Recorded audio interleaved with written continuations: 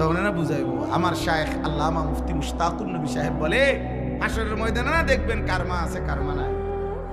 দুনিয়া তো আলহামদুলিল্লাহ সবারই চলছে, চলছে না? দুনিয়া কম বেশি চলে না সবাই, কথা বলেন না? আখিরাতে না দেখবেন ऐसे रहे या वैसे रहे वहां देखना फिर कैसे। দুনিয়া এইভাবে বা ওইভাবে কোনোটা কোনোভাবে রাত ভোর হয়ে যাবে, দিন সন্ধ্যা হয়ে যাবে। আসল দেখার বিষয় আব্বা ওইখানে কেমন থাকে। বাসর রাতও ভোর হয়, ফাঁসির রাতও ভোর হয়, হয় না? তাহলে কোনো রাতই তো বাকি থাকে না, কোনো দিন তো বাকি থাকে না। সুখের অট্টালিকার থেকেও কবরে মানুষ যায়, জীর্ণ কুঠির মাটির ঘর থেকেও তো মানুষ কবরে যায়।